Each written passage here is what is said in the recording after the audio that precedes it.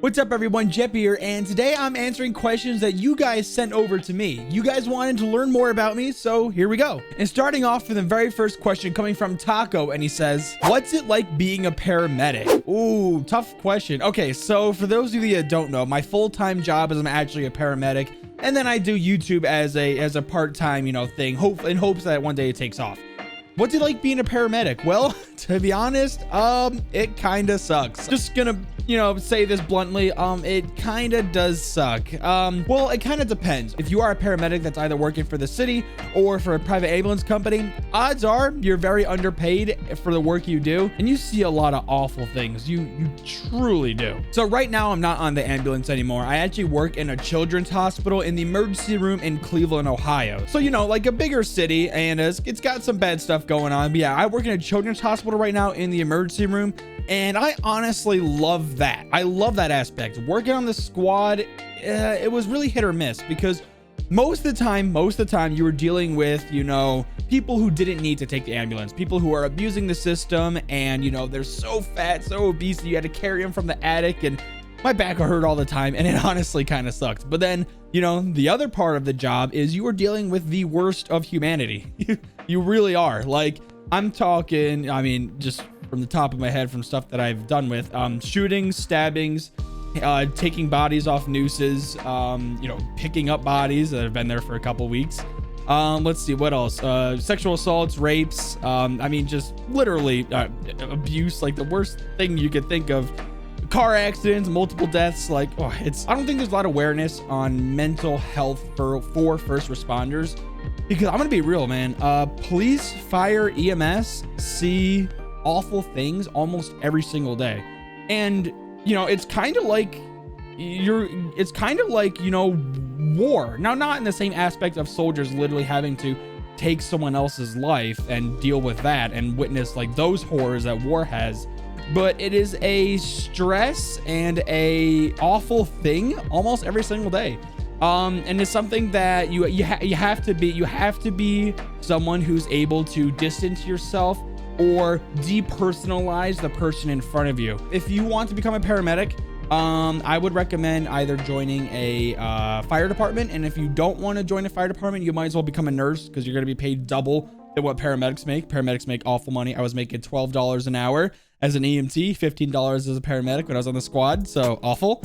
But yeah, thank you for the question. I kind of don't want to get too much more into it, especially with like the children's aspect, because I don't want to make this video sad, but we do see a lot of awful things in the children's department that honestly I don't want to share with you guys, because you guys would probably get upset. Coming up next, we have a question from Connor Sea Turtle, and he asks, what is your goal on YouTube and why did you do it? Ooh, okay.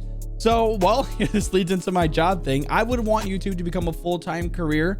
That's literally all I want to do right now. I devote so much time into it. That's my passion right now.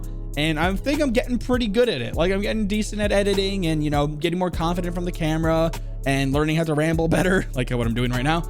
And why did I do it? Well, I don't know why I did it. I think the very first videos on my YouTube channel were Star Wars Battlefront, the 2015, the one, the EA, clips of that. Like, I literally just clipped off my PlayStation and uploaded it, and I thought it was so cool. And then I started vlogging a little bit.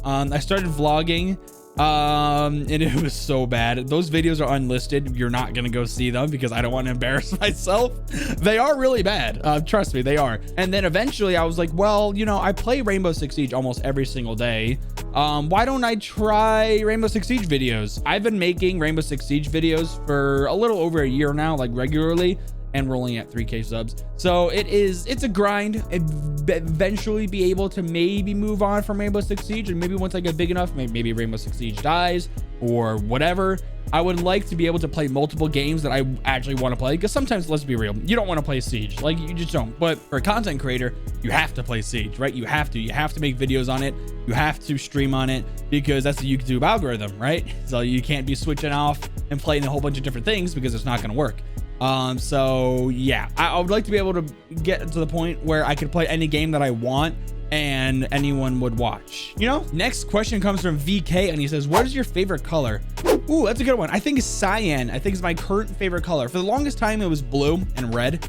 But I think right now cyan is my favorite color. Just think it's really pretty. It's a good color. Good color. Next question comes from Star Wars fan, and he asked, Jeppy, what is your personal favorite game instead of Siege, or what is your favorite side game? This is a great question. So my childhood was literally, I freaking love this game. Anyone who's played this game also loved this game. I guarantee it. Star Wars Battlefront 2 for the PlayStation 2 was my childhood. It literally was my childhood. It was either Star Wars Battlefront 2 or Lego Star Wars. I'm a huge nerd, obviously. Look at my shirt. So I should have wore this on Christmas, but I didn't. Look, Merry Force be with you.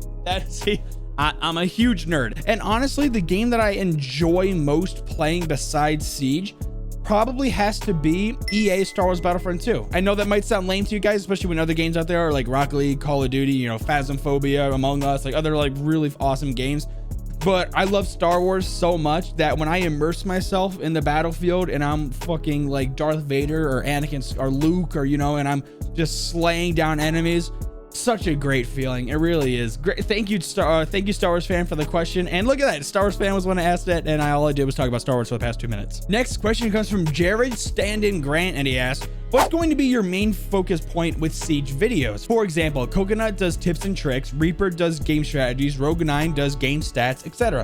What a great question, Jared. And to be honest, I'm gonna be real with you guys, I'm still trying to find that niche. I really am. Like I'm looking at other creators on YouTube and thinking, what are stuff that they are missing? What are topics, themes that they are missing that I can capitalize on? Or what are some things that I feel like I could do better than them? And currently right now, I don't think I could do better than, honestly, I'm being real. I don't think I could do better than a lot of these other Siege creators I hear, like for example, Coconut, Reaper, Rogue9. Don't think I could go into their territory and do better than them and outperform. I just know I won't be able to do that. So I'm trying to find ways that I think that I can fit in my own niche of Siege where no one else is really doing. And that's where I think lore is coming in. I really do like making lore videos, and you're researching and writing the script and sharing with you guys a lot of the lore. I do like that. And I think it's only going to get better from here on out when a new Rainbow game comes out, like Rainbow Six Quarantine. Like when that game comes out, I think that the whole lore aspect of Siege is going to get a lot more opportunity to, you know, expose and show people. I'm really excited about that. And honestly, the lore videos are some of the best performing videos on my channel, so it shows that other people like it as well. You know, I wish more people knew about it. As far as Siege goes, I think lore and maybe a little bit of tips and tricks or funny videos here and there will supplement that, but I think lore is probably the biggest thing that I need to capitalize on for Siege. Next question comes from B, and they say, oh good, and then a little happy face or whatever that is. And then 1, how much time do you have for YouTube and Siege while being a paramedic? All right, so this is actually a great question because I am a full-time paramedic, obviously. I'm sure you guys know that by now. I also have a beautiful fiance, Jess. You've probably seen her in a couple of videos, or you know about her. You probably know about her. She's also a nurse, and we own our house. So you think, you know, that in its own, you know, being full-time, owning a house, having a fiance, got to pay attention to them and show them love and affection and spend time with them. You think I would have not time for anything, right? But I still try and find time for YouTube because each YouTube video takes about, on average, 8 hours to make, you know, 6 to 8 hours, probably 8 hours because I procrastinate a lot. So each YouTube video takes about 8 hours to make. Streams are usually like 2 hours, you know, interacting with the community, whether it's Discord, Instagram, making Instagram posts, or responding to comments and likes. And I try to respond to every comment. It is a lot of time. For anyone who wants to be a YouTuber, the biggest thing is time commitment. Time commitment is the biggest thing, and learning that stuff isn't going to come immediately. Like I've been doing this for a year, probably a month or 2 now, of regularly uploading Siege videos. And we're only at 3K subs, you know? So it is a grind, and it is, for a long time, you're gonna feel like crap because you feel like you suck because no one's watching or no one's, you know, interacting, and you're not growing, you're stagnant. And so that's the biggest thing with being a creator is time commitment, you know, like having time for like the boys and, you know, interacting with, it's a lot. You know, every day I'm working on something or literally working as paramedic, and it's kind of tough. After that, B asked, most hated operator. Most hated operator is probably going to be either Clash, Legion, or Blackbeard. I really don't like Legion sometimes because because I hate the invisibility aspect. Yeah, and then of course Clash and Blackbeard for obvious reasons. And then last question, are you planning on doing a Jaeger lore video? I will absolutely plan on doing a Jaeger lore video because I feel like he's got a special lore and a lot of people would watch it. So, but very soon a Jaeger lore video will come out. You just you wait. Next question comes from Moopy and they ask, Jeppy, who's your favorite non-siege YouTuber? Really good question. For the longest time, it was Vanoss Gaming. For like my childhood, it was Vanoss Gaming pretty much ever since Black Ops 2 or Modern Warfare 3, maybe late Modern Warfare 3, early Black Ops 2. But slowly, progressively, it's been turning into I Am Wildcat, another member of the Vanoss crew. I don't know. I love his content, his personality. One day I wish I could meet him. You know, that'd be awesome, or play with him. You know, whether it's Among Us, that'd be kind of cool. Yeah, Wildcat is probably my favorite non-siege YouTuber. Other than that, maybe probably Thor Skywalker. You guys probably don't know him. He's got about 150k subs, somewhere around there. He makes Star Wars content, a lot of commentaries and stuff, and I like his content a lot too. Obviously loves Star Wars. He dives a lot into the lore and does polls and stuff. And yeah, if you like Star Wars, go check out Thor Skywalker. And yeah, he's really good. Next question comes from Captain Knuckles, and they ask, peanut butter and jelly or peanut butter and fluff? Definitely peanut butter and jelly for sure. And it has to be grape jelly. If it's peanut butter and strawberry jelly, get that shit out of here. Peanut butter and fluff is also really good, but have you tried fluff and Nutella? That's really good as well. But yeah, peanut butter and jelly is the way to go on a bagel that is toasted. If you haven't had peanut butter and jelly on a bagel that is toasted, highly recommend. Last question of the video comes from Low Nut Regal, and they ask, are you gonna play R6 with your subs? Yes, I actually do play R6 with subs. The only really way I play R6 with subscribers is if they join my Discord server, so that way I can, you know, communicate with them better. We can set up times, and really every once in a while I'll hop into like one of the voice channels and then in my Discord server.